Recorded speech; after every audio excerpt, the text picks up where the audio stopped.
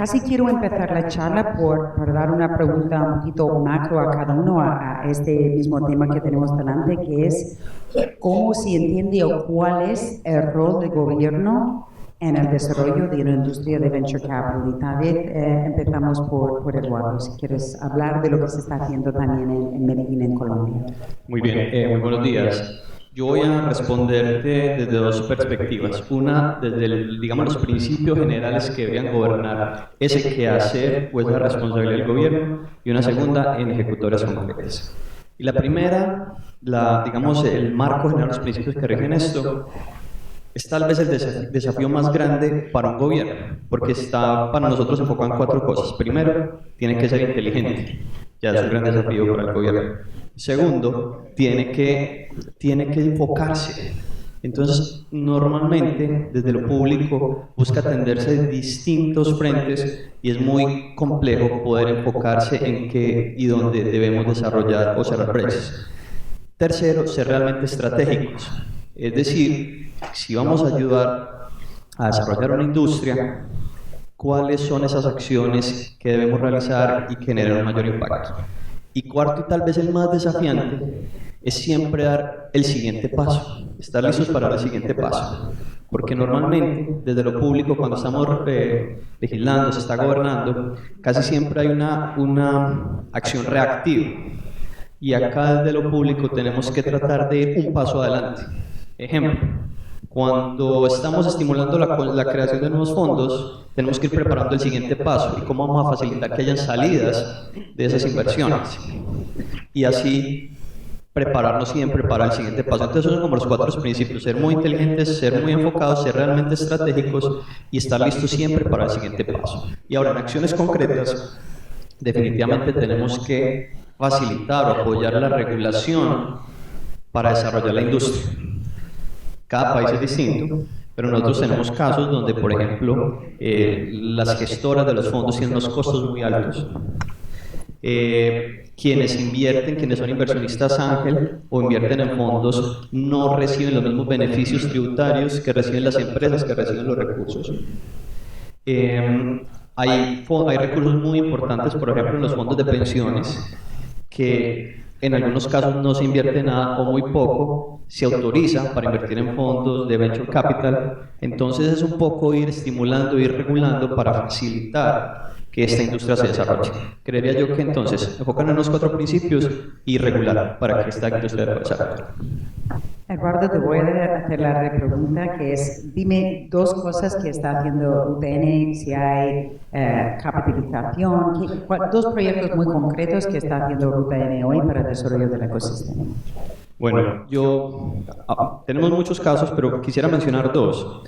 Uno es invirtiendo directamente en los fondos. Somos gobierno local, estamos desarrollando ecosistema local en la ciudad de Medellín, e invertimos en los vehículos y hemos ayudado. Cuando vemos que hay una brecha que falta cerrar, voy a poner un caso concreto, encontramos que había una brecha para invertir entre $100,000 y $500,000 en prácticamente seed capital en empresas tecnológicas, y estimulamos la creación de un fondo. Definimos qué condiciones debía tener ese fondo y dijimos, vamos a poner una inversión inicial de $4 millones. ¿Quién viene y toma esos recursos y levanta al menos $12 millones con esos recursos? Entonces pusimos el estímulo, afortunadamente se creó.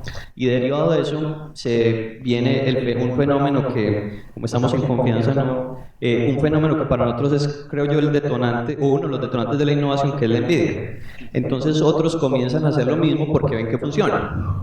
Y entonces acá viene el segundo elemento, el segundo punto que quiero mencionar, además de las inversiones, es la creación de comunidad de inversionistas. Entonces, cuando hacemos una inversión y funciona, y otros dicen, uy, yo quería, pero yo qué, porque a mí no me tocó, entonces no, también puede. Lo que pasa es que el primero recibe ciertos beneficios. Para los segundos, empezamos a crear comunidad y creamos la red de capital inteligente, donde empezamos a desarrollar capacidad de los inversionistas para que dejen de invertir no solo en real estate o en la bolsa, digamos, en mercados, aunque volátiles, tal vez más seguros, y comenzar a invertir en empresas tecnológicas que muchas de ellas están surgiendo en su ciudad. Entonces, con la red de capital inteligente conectamos todas esas personas que tienen excedentes de capital, que tal vez no se atrevían a hacerse públicas y darse a conocer, los conectamos y les elevamos sus capacidades. Al hacerse miembros de la red y empezar a dar oportunidades de inversión, empieza a multiplicarse el efecto. Hoy nosotros decimos que no queremos tener un fondo, 2 fondos, 3 fondos, que cada uno de ellos tiene 20 o 50 millones de dólares. Queremos decir que tenemos la red de capital inteligente, una red de capital inteligente que alcance $1 billón. Entonces creemos que decir que tenemos una red de capital inteligente que cierra brechas en distintos segmentos es más potente que decir que tenemos 1, 2 o 5 fondos específicos. Ese es el gran reto en lo que estamos, desarrollando esa comunidad a través de esa red que nos permita conectar ese tipo de recursos. Luego volveremos al tema de sector público, sector privado y esto. Pero primero, Carmen, si nos puedes hablar un poco de lo que se está viendo y cómo se entiende el rol del gobierno en el caso de Uruguay. Claro, muchas gracias Kate, muchas gracias al gobierno de la Ciudad de Buenos Aires por esta invitación. Es un gusto estar acá, ver esta sala llena y, como decía un poco Susana, entender que esto genera un cambio, que estamos ante un cambio a nivel regional, no solo de Argentina, creo que de Uruguay sin duda también. Vayamos un poquito a la historia. Allá por el año 2000 en Uruguay ni se hablaba de emprendedores. Ahí surge una organización como Endeavor y ahí empezamos a hablar de emprendedorismo, de emprendedores, de la fuerza que tienen los emprendedores y el cambio que pueden generar en la sociedad. Pero sin embargo, avanza, digamos, la organización, surge una incubadora, surgen algunos apoyos tímidos a lo que es digamos, el desarrollo de estos emprendimientos, pero lo cierto es que nos seguíamos quedando con sabor a poco en cuanto a la innovación que presentaban esos emprendimientos. Y así el gobierno toma la decisión de crear lo que es la Agencia Nacional de Investigación e Innovación, una agencia que apuesta a promover la investigación por un lado y a generar programas de incentivos a la innovación y al emprendedorismo por otro. Hoy la agencia tiene diferentes líneas e instrumentos que permiten a los emprendedores recibir subsidios y apoyos en sus diferentes etapas, desde lo que es la validación de la idea, y allí uno puede aplicar para un subsidio de $5.000, hasta lo que es poder presentar un proyecto más en etapas de crecimiento, de desarrollo, de consolidación, recibiendo un subsidio de hasta $400.000. También tiene la agencia instrumentos que son préstamos que están sujetos a riesgo y al resultado de los emprendimientos, y ahí son líneas que hablamos de $1 millón. Ahí tenemos más de 11 emprendimientos, o sea, si se quiere, de préstamos aprobados, más de $4,5 millones en estos emprendimientos que de alguna forma estamos financiando y que, bueno, veremos si tenemos los resultados esperados. Esperamos poder tener un resultado positivo. Son emprendimientos con un alto riesgo donde el gobierno sin duda puede tomar y está dispuesto a tomar ese riesgo. Son emprendimientos que, si van a la banca privada, generalmente no van a poder acceder a un préstamo de estas características con, si se quiere, años de gracia, una tasa de interés, si se quiere, muy favorable.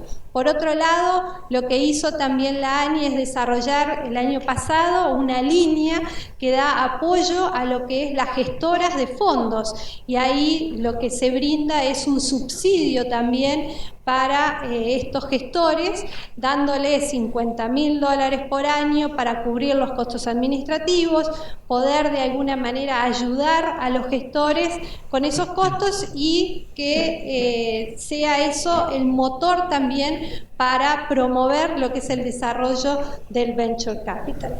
Hoy la ANI está pensando más allá, está viendo que aún nos queda mucho por hacer, sobre todo en lo que hace a la industria de capital emprendedor, para que no me rezonguen después.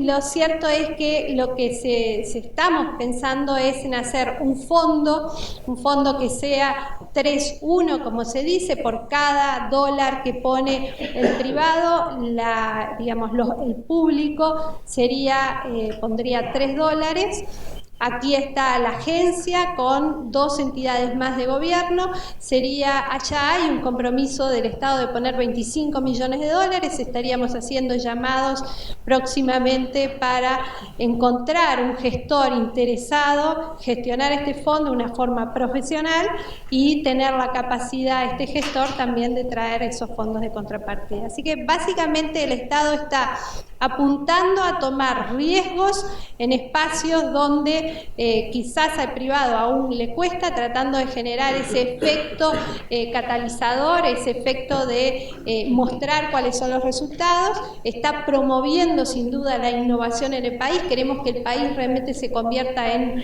un polo que atraiga a lo que son inversores, emprendedores, tanto digamos, uruguayos que estén viviendo en el exterior, como también posibles emprendedores que hoy consideren Uruguay un lugar propicio para emprender. Pues Mariana. Creo que sí. En el caso argentino estás trabajando en Event Ciudad, ¿no? Entonces, si nos puedes hablar un poquito de qué entiendes el papel y qué has podido lograr con los esfuerzos en Event Ciudad de Buenos Aires.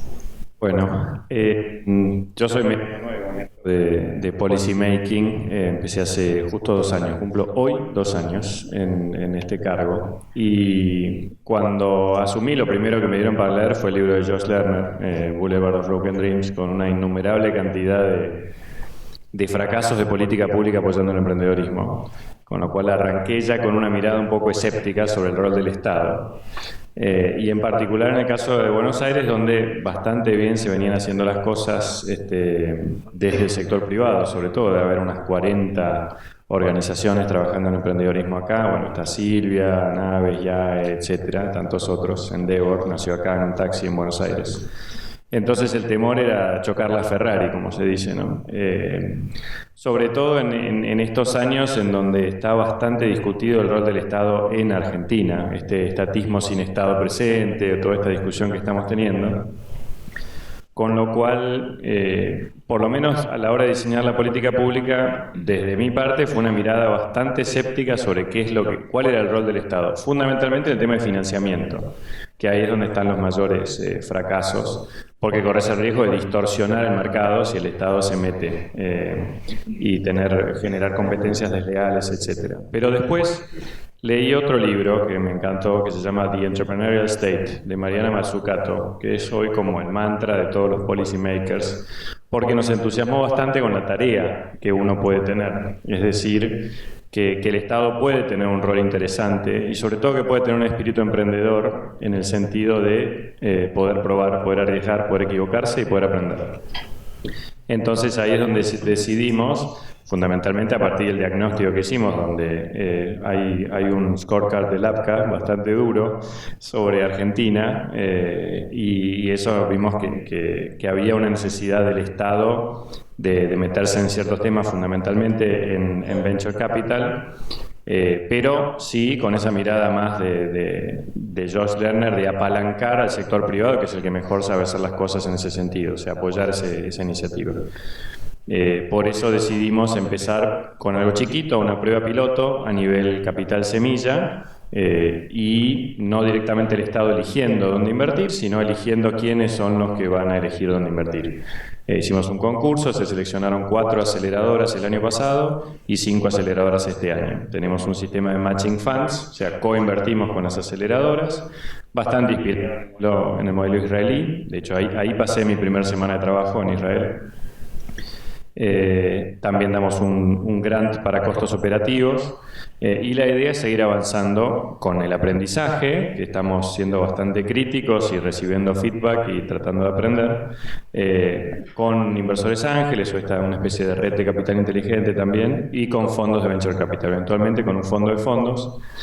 Pero ahí también queremos aplicar la misma metodología que hicimos con las aceleradoras, que fue, luego de muchísimo análisis, diagnóstico y discusión y hablar con los policy makers de prácticamente todo el mundo en distintas reuniones que hubo, y analizar los modelos, hicimos 3 Open Space con la comunidad inversora, los posibles interesados, para discutir y cerrar esos temas donde teníamos bastantes dudas todavía. Y la política que se aprobó fue así, de alguna manera co-creada con la comunidad inversora. Lo que no queríamos era sacar una política y que no se presente nadie, por ejemplo. Aún así, siempre se puede fallar y hay cosas para corregir y aprender, y en eso estamos.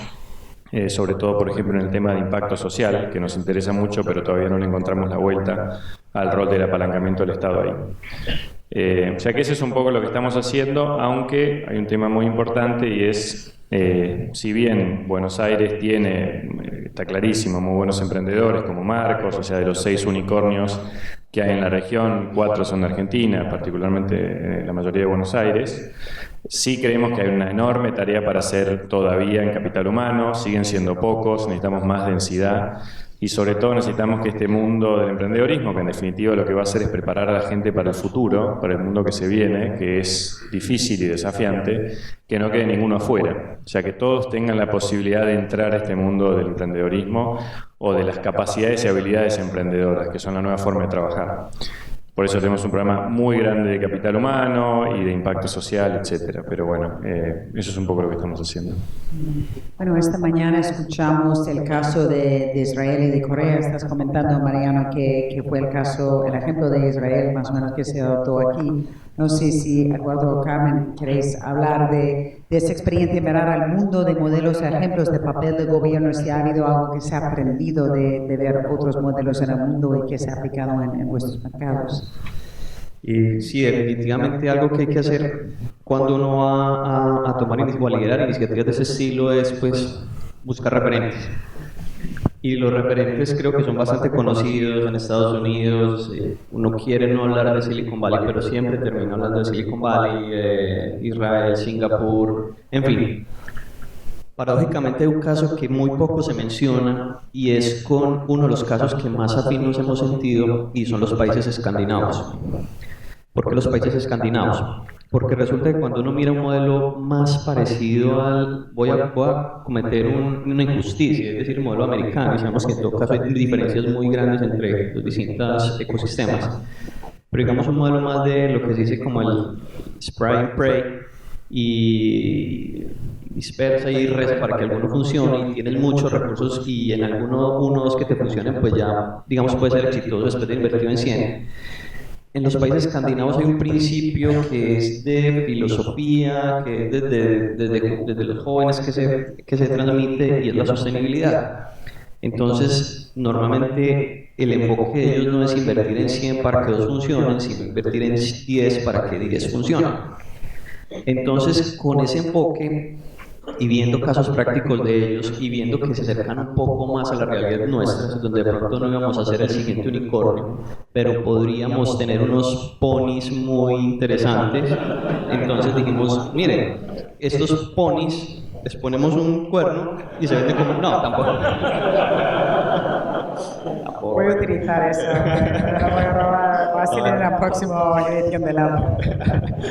Esos ponis que son muy fuertes y que tienen muchas capacidades, le interesan a esas grandes empresas que sí son unicornios. Entonces ellos nos mostraban cómo habían muchas empresas que estaban desarrollando en los países escandinavos que no salían en ningún periódico, pero por lo menos 5 o 10 de ellas eran adquiridas por Apple con mucha frecuencia.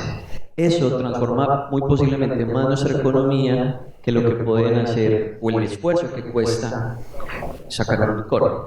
Entonces, quizás es una de las lecciones que más aprendimos y que nos sorprende mucho, especialmente en Suecia y especialmente en Finlandia. Y creo yo pues que es como el caso más relevante, cómo, entendiendo que los países latinoamericanos no tienen, aunque tienen gran riqueza, no son muy maduros en el tema del venture capital, donde hay cierta aversión al riesgo y donde, digamos, la visión de futuro nos ofrece una incertidumbre mucho más grande de la que en otros países, debemos ofrecer unos mecanismos, unos modelos que nos permitan entender que no vamos a estar botando la plata, aunque sí asumiendo riesgos. Entonces diría yo que es un modelo que para nosotros fue muy relevante. Súper interesante, es algo que discutimos mucho, es cuál es el modelo de éxito, porque efectivamente no se puede tener la misma expectativa de un éxito de un unicornio en América Latina que en Silicon Valley. Y Supa me agregó algo, y es que al final, en todo caso, no es un modelo copiado. Al final creo que la responsabilidad de cada uno de nosotros, de nuestras regiones, de nuestros países, es identificar eso que nos hace únicos. Y es cómo no copiar, sino cómo entender lo que ha funcionado y adaptarlo al contexto nuestro para hacerlo más competitivo. Carmen, no sé si quieres hablar también de la experiencia que ya has tenido en el caso de Uruguay, con los años que se llevan este esfuerzo y las lecciones aprendidas también de la misma experiencia. Sí, básicamente concuerdo plenamente que tenemos que mirar todos los modelos y de alguna forma adaptarlos a lo que es el mercado de uno, donde uno quiere operar. Tener esa capacidad de leer, bueno, qué es lo que tenemos, con qué contamos y qué es lo que estamos necesitando. Pero también ahí, un poco en lo que hace a Uruguay, tenemos una experiencia muy escasa, muy reducida, y no por el tamaño, aclaro, sino que básicamente porque no tenemos al día de hoy una industria de venture capital desarrollada.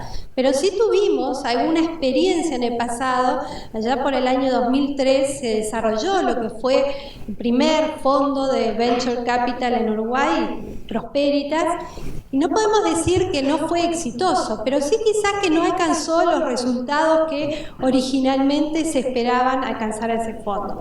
Pero básicamente cuando uno mira en retrospectiva lo que ve es, bueno, en ese entonces no había un ecosistema como el que hay hoy de apoyo a los emprendedores. Si bien habían algunas organizaciones de apoyo, como podía ser una incubadora, no había 3 redes de inversores ángeles como hoy hay en Uruguay. Recién están empezando, recién vamos a poder ver los frutos dentro de unos años, pero lo cierto es que hoy los emprendedores saben que pueden ir a buscar fondos, ya sea en la ANI, ya sea en redes de inversores ángeles, ya sea en algunos fondos que están operando, que recién están empezando a operar, como Tokai Ventures o otros que de alguna manera le permiten al emprendedor tener otras opciones y otras puertas donde ir a golpear. En ese entonces, 2003, lo único que era Prosperitas, entonces Prosperitas rápidamente se quedó sin emprendimientos atractivos donde invertir, porque no había toda una red de apoyo para etapas previas, para que los emprendedores de alguna manera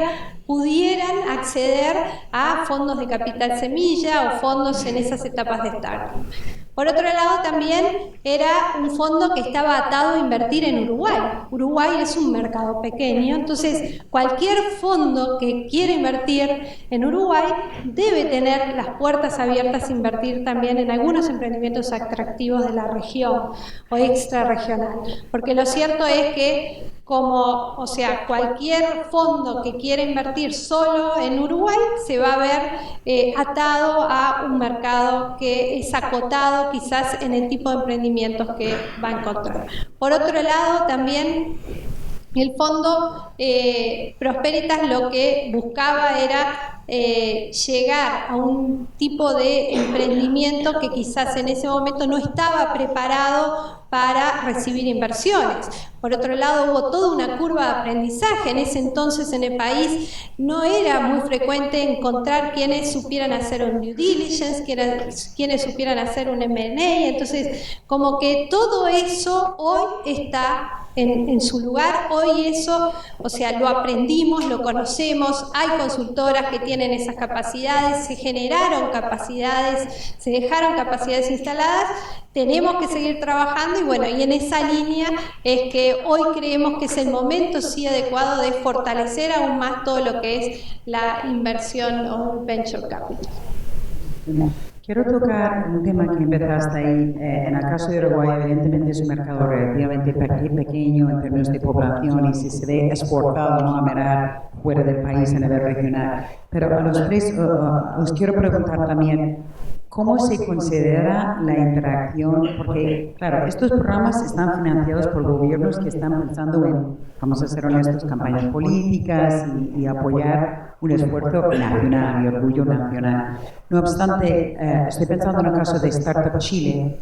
El gran éxito de ese programa fue atraer a muchos emprendedores europeos, de Estados Unidos, del mundo realmente a Chile. O sea que, y en el mismo Brasil, que no hay falta de capital humano en ese mercado, entras en cualquier startup y está lleno de alemanes, europeos y gente de Estados Unidos. Entonces, y la interacción, la internacionalización de esos mercados, junto con la transición demográfica de jóvenes emprendedores, son dos de los grandes impulsos para esta nueva generación de venture en la región. Entonces, os quiero preguntar, ¿cómo tenéis la interacción? Mariano, tal vez puedes empezar con el mundo y si se puede estar abierto hoy o para el futuro a atraer emprendedores o inversores internacionales con programas públicos.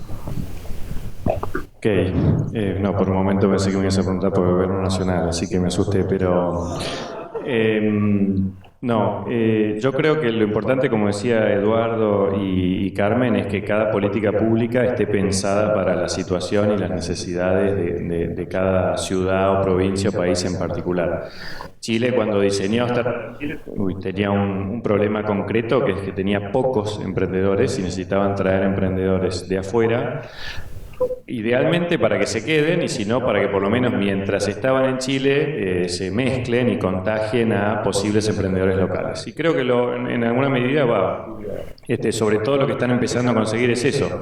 Hoy preguntás en Chile, en la universidad, salió hace poco la encuesta que la mayoría de los estudiantes de las universidades chilenas quieren ser emprendedores ahora, lo cual misión cumplida.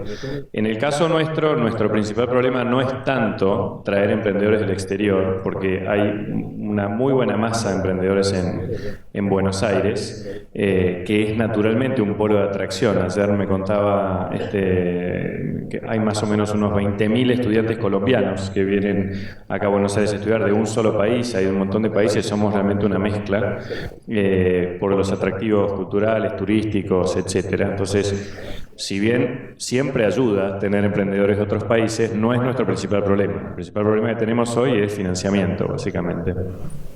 Convencer o traer que vengan fondos de afuera a invertir en startups de Argentina, pero también en los argentinos. O sea, hay unos 250.000 millones de dólares de argentinos en el exterior, que sería fantástico si pudiéramos capturar una parte para invertir en startups locales como inversores ángeles, fondos o cualquier otra cuestión. O sea que hoy nuestro principal déficit es ese, aunque no dejamos de trabajar en el resto, sobre todo porque sigue siendo un nicho y en el mundo que se viene el emprendedorismo va a jugar un rol no solo en los emprendedores de alto impacto y alto potencial, sino con todo el resto de la gente. Y hoy el futuro nos agarra muy mal parados en temas de capital humano, de pobreza, de desocupación, de jóvenes ninis. Por eso es que también hay que trabajar ahí. No sé si... Yo diría que el mayor... Estamos completamente abiertos a conectarnos y a invertir y apoyar empresas de cualquier lugar y emprendedores de cualquier lugar. Creo que en esta economía de conocimiento que estamos buscando desarrollar, el activo más valioso es ese, el talento. Entonces, el reto no es si esas organizaciones llegan o no a Medellín, sino cómo nos conectamos y creamos valor. Nosotros estamos trabajando en un concepto, procuro no aburrirlos con eso, que se llama metaciudades, y donde básicamente hablamos es que ya trascendemos de las barreras geográficas y físicas. Nosotros ni ninguna ciudad puede conectar todo el conocimiento que requiere para desarrollarse, pero sí lo puede conectar. Y ahí es donde hablamos de metaciudades, es que las ciudades van más allá de su geografía y logran conectarse y trascenderse. Entonces, lo que nosotros buscamos precisamente es en esa línea conectar ecosistemas. Buscamos que Medellín pueda encontrar en Buenos Aires talento, recursos, e igual Buenos Aires puede encontrar en Medellín una plataforma para acceder a mercados, para acceder a talento. Entonces, más allá de cualquier cosa, el talento es el elemento clave y hay que conectarlo, porque no podemos garantizar que va a estar todo el talento en todas partes, pero sí podemos conectarlo y hacer que ese talento contribuya a la creación de valor en las distintas regiones. En el caso de Uruguay, la agencia está haciendo un esfuerzo muy grande para convertir a Uruguay en un polo atractivo para lo que son emprendedores, digamos, de fuera. Y ahí desarrolló incluso una línea de apoyo que se llama, es un programa de soft landing, donde aquellos emprendedores que ya sean uruguayos que quieran retornar al país o extranjeros que quieran emprender en Uruguay, se les dan ciertos apoyos. Por otro lado, ahora la agencia también este viernes, de hecho, se está mudando a lo que es un polo que se está creando, que es el Laboratorio Tecnológico del Uruguay, donde hoy ya funcionan ahí no solo el laboratorio, sino que está el Plan Ceibal, está el incubador Ingenio, de alguna manera también se han situado ahí algunas empresas privadas que están fomentando spin-off, entonces se está generando un polo muy atractivo para lo que son emprendimientos, nuevos emprendimientos que quieran comenzar, y lo que apuesta la ANI con esta mudanza que está realizando es justamente que este se convierta aún más en un polo de atracción para emprendedores tanto nacionales como internacionales. Bueno, y pasando al tema de la interacción con el sector privado, todos me parece que están todos de acuerdo que hay que tener un papel para el sector privado. El gobierno evidentemente no genera un ecosistema solo, pero hay varios modelos y desafíos en conseguir ese apoyo por parte del sector privado. En el caso de RUTN, de hecho el propio RUTN es un public-private partnership, ¿no? con una entidad privada. Eduardo, si nos puedes hablar brevemente, luego vamos a Mariana. Esto es algo que no sé dudar, no sé discutir, más bien decimos es cómo, porque sin lugar a dudas debe estar el privado. Hay una razón muy simple y es que esto si el mercado no funciona. Y las grandes empresas privadas pues rigen o tienen acceso a mucha parte de ese mercado. Y segundo, digamos que nosotros, Ruta N en el caso particular, ha tenido su plan de principio y su junta directiva tiene hoy sentado en la mitad de su junta directiva empresarios del sector privado que nos ayudan y nos aseguran que la política que se ha definido para que este tipo de estrategias se desarrolle pues pueda continuar. Hago acá un pequeño paréntesis y es el tema de largo plazo. Eso ha facilitado que podamos contar con el concurso, con la vinculación del sector privado. Medellín desarrolló algo que se llama el Plan de Ciencia, Tecnología e Innovación. Y ese plan es el que gobierna las acciones de Ruta N como gestor o articulador o facilitador del desarrollo de ese ecosistema. Y ese plan de Ciencia, Tecnología e Innovación fue desarrollado conjuntamente con privados y con la academia y con el gobierno local. Y fue un trabajo muy importante porque ahorita que hablaba del enfoque, el privado no participaría si nosotros decimos vamos a hacer 100 cosas. Dijimos vamos a hacer 3 cosas. Una es vamos a elegir los negocios que queremos desarrollar. Entonces podemos elegir 100 sectores. Elegimos 3 muy concretos y cada vez se van especializando y enfocando más. Y también dijimos, miren, ustedes de esto no saben. Entonces les vamos a dar la oportunidad de que se equivoquen y sabemos que vamos a perder plata pública. Pero el privado y el público se pusieron de acuerdo en eso. Y como no saben, parte de esos recursos deben emplearlos para aprender a hacerlo bien. Y lo tercero es que tienen que organizarse, porque todos los que trabajan alrededor de esto no pueden hacer lo mismo, porque los recursos son limitados. Entonces ahí nos vamos viendo cómo desde la génesis, desde el principio de Ruta N y de esta iniciativa, esto ha surgido como una iniciativa donde el sector privado ha estado no solo involucrado porque lo hemos invitado, sino que ha liderado y se ha apropiado de esta visión. Y ese plan es un plan de década, es un plan que va desde 2011 al 2021. Trasciende cerca de 3 o 4 periodos de gobierno local, donde puede pasar cualquier cosa. Sin embargo, ahí está la política pública. Y el último elemento que hizo esto muy fuerte es que cualquier ciudad, cualquier región del mundo puede definir una política pública y puede decir que este es su plan de ciencia y tecnología o su plan de educación, lo que sea. El reto es cómo ejecutarlo, y para ejecutarlo requiere recursos. Entonces, en ese mismo acuerdo, que finalmente fue el Consejo de la Ciudad, se dijo que al menos el 7% de los excedentes ordinarios o de las utilidades de las empresas públicas de Medellín, que es la empresa de energía, acueducto, etcétera, al menos el 7% van a ser destinados para Ruta N para ser invertidos en estas actividades que necesitamos para desarrollar el ecosistema. Es decir, esas de invertir en los fondos, esas de cerrar brechas, esas de estimular que se creen incubadoras, aceleradoras, etc. Todo eso, desde el principio, no ha sido invitando al sector privado como un observador, ha sido teniéndolo involucrando la velocidad, las dinámicas del sector privado, el sentido de urgencia del sector privado y, digamos, la visión de sostenibilidad del sector privado. Interesante, Mariano, en el caso de Buenos Aires. Bueno, algo que me encanta de la historia de Medellín es cómo el rol que tuvo el empresariado en la defensa de la ciudad junto con el Estado de la problemática del narcotráfico. Fueron como los héroes de la defensa de Medellín, incluso a diferencia de otras ciudades de Colombia, como me contaban.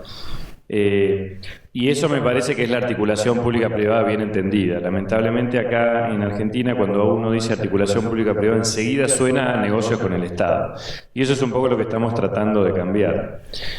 Porque hay una articulación súper positiva y que es la mejor forma de hacer las cosas, por lo menos cuando uno quiere desarrollar estos temas. Y eso es lo que estamos tratando de hacer. En todas las iniciativas de capital humano, de infraestructura, de financiamiento, de innovación social, siempre estamos articulando con el sector privado, con empresas o con emprendedores, que son mucho más dinámicos, en general saben, pero por supuesto que les viene bien el músculo que tiene el Estado. Yo soy un convencido de este tema, particularmente en el caso del Venture Capital. No creo que podamos, ni tiene sentido, no se sostiene ningún programa que dependa siempre del financiamiento del Estado, y además el Estado suele elegir mal dónde invertir, elige mejor un privado. Entonces la gran apuesta nuestra es apalancar esas inversiones del sector privado. Por ahora ha funcionado a nivel capital semilla, o sea, por cada peso que hemos puesto nosotros, las aceleradoras han puesto otro peso, 50 y 50.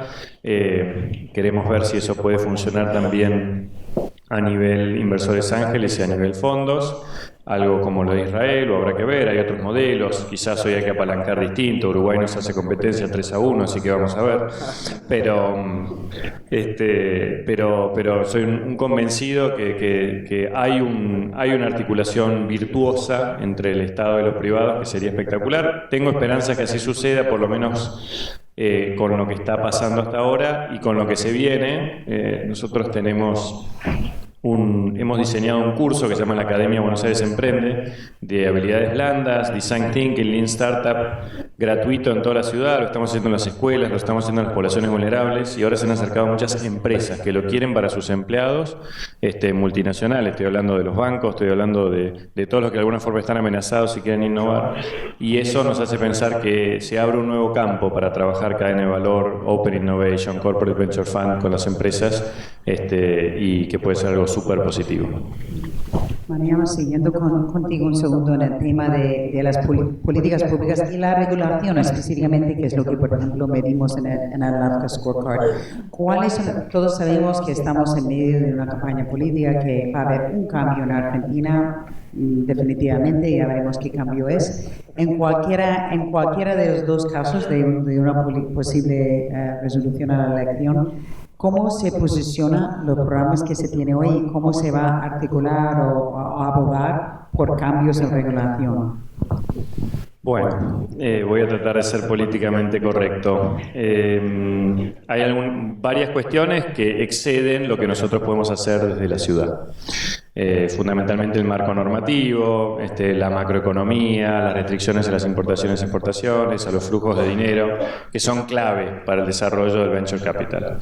Y eso hay que cambiarlo, no podemos hacerlo nosotros. Entonces estamos trabajando con un grupo de gente, esto está liderado por la Asociación de Emprendedores de Argentina, ASEA, que hay un proyecto de ley que cambia estos puntos en los que estamos todos de acuerdo que hay que cambiar, una sociedad sociedad anónima más fácil, que se puede hacer por internet, los trámites más sencillos, exenciones impositivas. Estamos apoyando esa iniciativa de la Asociación de Emprendedores y esperamos que todos los partidos políticos lo hagan. Y por supuesto ya está el compromiso de Mauricio Macri que si llega a ganar, eso lo vamos a implementar. Pero bueno, si no llega a ganar, esperemos que el que gane lo implemente, porque eso va a beneficiar a todos, incluso a la ciudad también, porque va a poder explotar mucho su potencial. Pero nos parece que es un tema que hay que discutir y que la clase dirigente debería estar de acuerdo en que si de verdad creemos que el futuro de la Argentina pasa por el emprendedorismo, la innovación, con riqueza, con más generación de riqueza que permita una redistribución, el camino es por acá, y que para eso hace falta inversión del sector privado, que es el que más empleo genera, no ahora, y debiéramos estar todos de acuerdo y apoyar esas iniciativas. No, simplemente para comentarles cómo ha involucrado la agencia, en este caso en Uruguay, al sector privado. Lo hizo desde el inicio. Desde el inicio la agencia básicamente conformó lo que son comités de evaluación para evaluar todos los proyectos que llegan a la agencia, y esos comités están hoy integrados por referentes del sector privado. Entonces son comités que en muchos casos son 15, 10, 12 personas, dependiendo del comité, digamos, para las distintas líneas, y básicamente es gente reconocida, o sea, reconocida por su trayectoria, reconocida porque quizás ha estado vinculada al mundo emprendedor desde hace mucho tiempo. Y por otro lado, lo que hace al fondo que se está estructurando ahora, básicamente lo que se va a buscar es que sea un privado el que gestione el fondo y que también tome las decisiones en dónde se van a estar realizando esas inversiones. Eduardo, no sé si quieres hacer, la verdad, suelo decir que Colombia es el poster child en la región por el apoyo político. La verdad es impresionante a niveles desde el propio, primero el presidente Uribe y ahora el presidente Santos, que han apoyado el desarrollo de la industria de capital privado y venture capital. No sé si quieres hablar de la comunicación que existe con el gobierno en el caso de Colombia. Para aprovechar el poco tiempo que aún nos queda, yo diría que sí, que esa comunicación, más que comunicación, esa alineación existe, y esa alineación es supremamente fuerte porque hay cosas que no dependen de una región, hay cosas que deben definirse a nivel nacional, por lo menos en el caso de países como Colombia, como esa regulación que facilita que se desarrolle el venture capital. Pero yo quiero mandar un mensaje adicional a eso. Es que esta conversación en la que estamos acá no es una conversación de decidir si invertimos en el negocio A o en el negocio B. Estamos en algo que no hay duda que tenemos que hacer. Es que estamos migrando hacia una economía de conocimiento. Y la industria del venture capital es un pilar fundamental. Entonces no es opcional. Es algo que tenemos que hacer. La diferencia está en cuándo lo hagamos, cómo lo hagamos, pero va a desarrollarse, se va a requerir. Quien lo haga primero, quien lo haga mejor, como siempre, tendrá una ventaja. Entonces ese es el mensaje que les quiero transmitir. Hay que desarrollar ecosistemas, tenemos que desarrollar comunidad, tenemos que conectarnos y desarrollar talento, mercados y la industria del venture capital para facilitar que estos nuevos negocios en los que vamos a estar participando nosotros y que van a hacer esta economía puedan ver la luz. Estupendo. Bueno, estamos fuera de tiempo, es un punto muy bonito para terminar. Yo agregaría eso. Eso es un proceso de largo plazo, ¿no? O sea, muchas veces es muy fácil que con los turnos políticos, que hay proyectos, bueno, el mismo Startup Chile se cambió varias veces por diferentes administraciones, ¿no? Y las industrias de venture capital, los emprendedores, es algo que se genera a lo largo de décadas, con fracasos, de dinero francamente mal gastado, o sea, que no van a ser todos éxitos, pero lo que se necesita es un compromiso de largo plazo para ese desarrollo, lo que se convierte en éxito, ojalá que sea caso adelante para Argentina. Gracias a todos y a los panelistas.